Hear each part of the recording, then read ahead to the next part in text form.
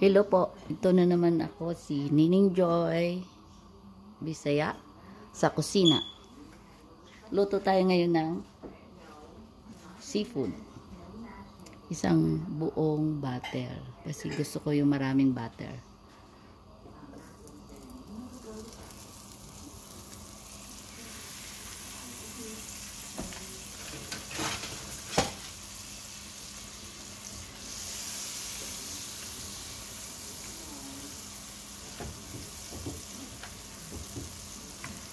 Simpleng luto lang po to.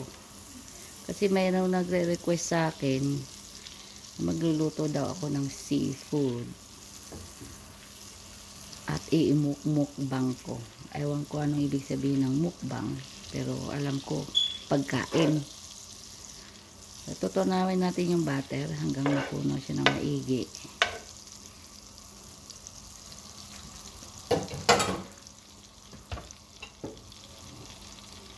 Saka maraming bawang.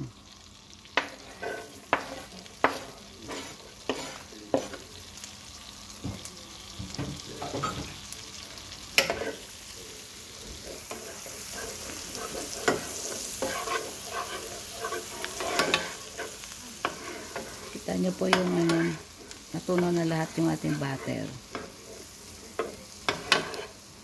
So, ibabrown natin ng konti yung ating butter.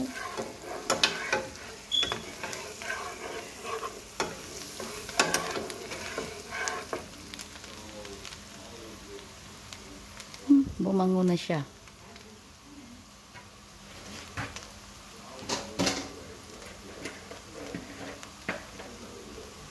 Ito po siya crab.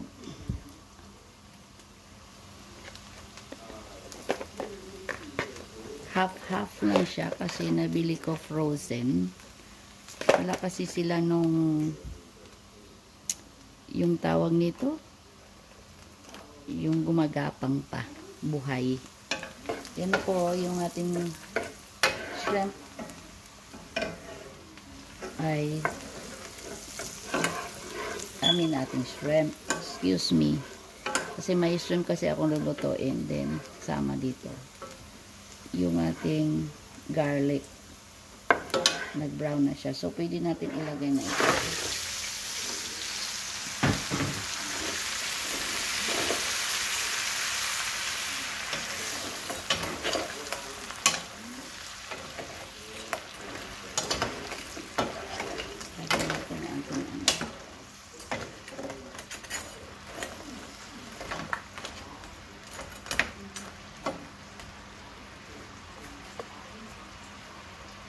So, papakulo natin siya.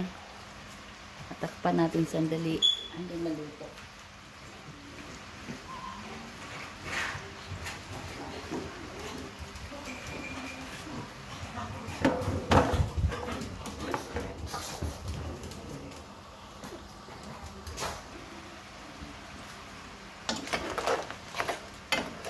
Halo-haloin natin yung ating crab.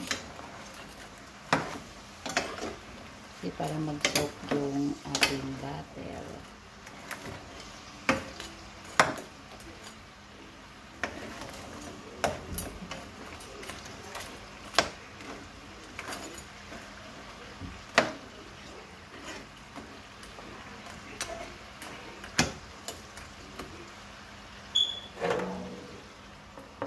Patatin ulit.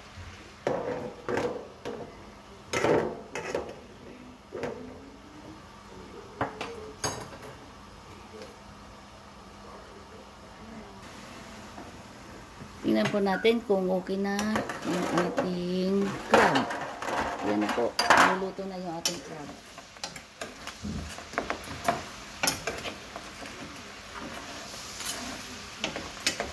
Tingnan natin kung ano ang lasa. Kasi yung butter ay may timpla na po.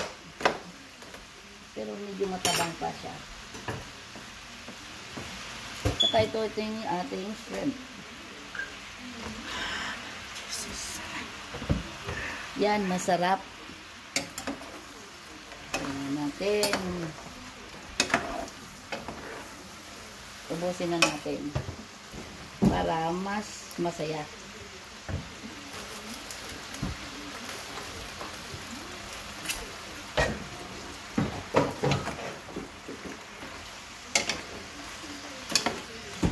Tapos lagyan ko na ng asin po kasi medyo matabang siya. Pero kahit hindi na. Saka, paano ba yung pepper? Black pepper.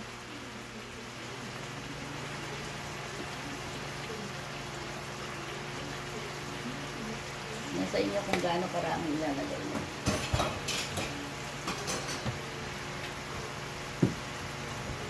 At garlic powder. Laki ng garlic powder.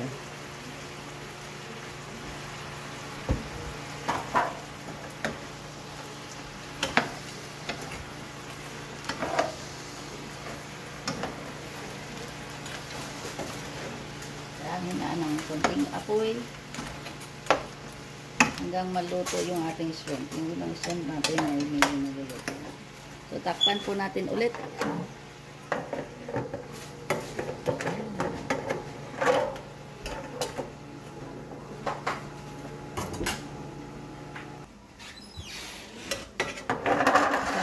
ulit. Ayan po, luto na yung ating shrimp.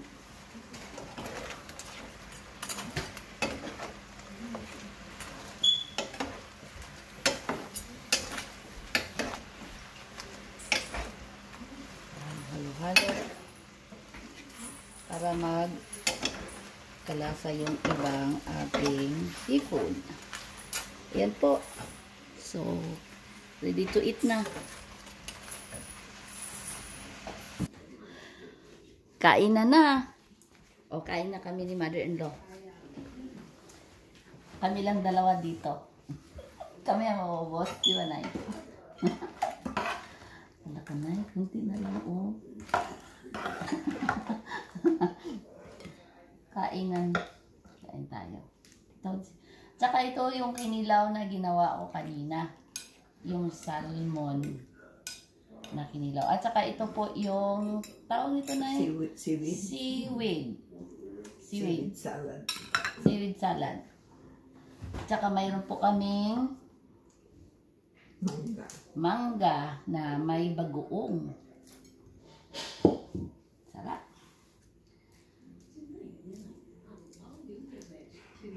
Sarap nito.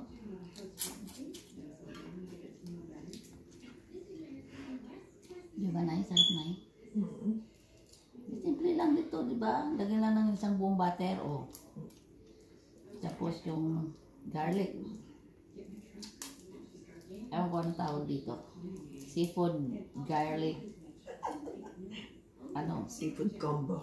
Seafood combo.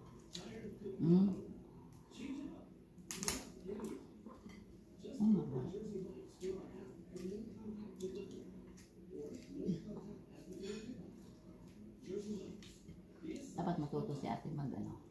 Sino? Yung mga bata mag himay. Sarap ng aming kain. Kain po tayo. Try ko nga yung ano. Okay. Nasok na siguro yung lasa ng pipino. Sarap.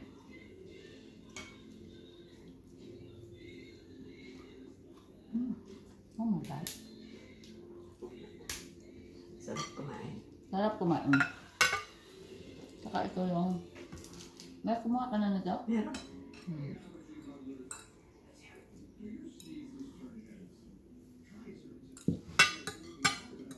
Hindi magkintay si ate. Kaya nagutom na rin.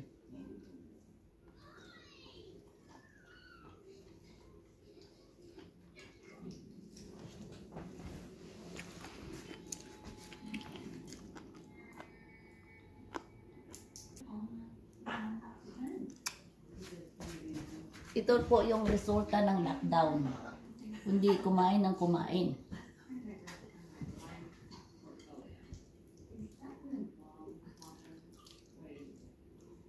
minsan-minsan kumain naman tayo ng ano. Yung bihira lang kasi dito makabili ng fresh na seafood. Di ba, Nay? Kasi alam ko ba bakit? Ba't wala dito mabila ng ano, no? Ang sa dagat eh. Ah, Kaya important.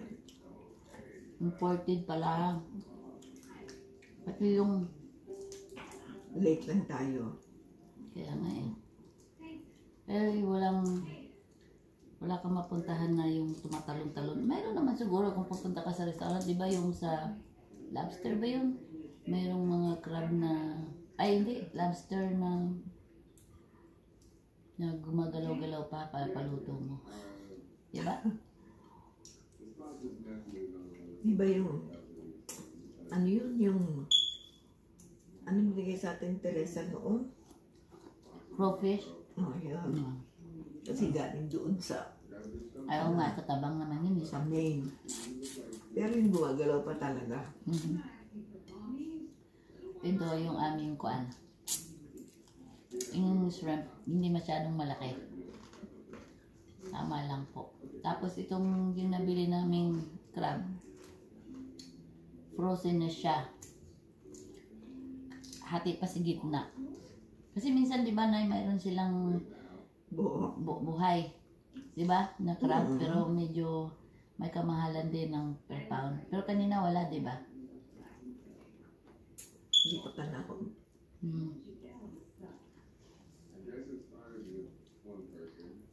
Okay po.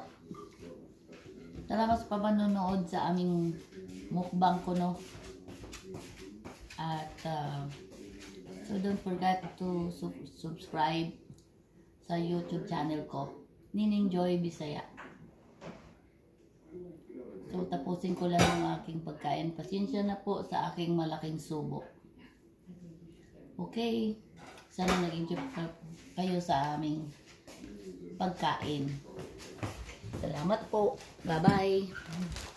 See you.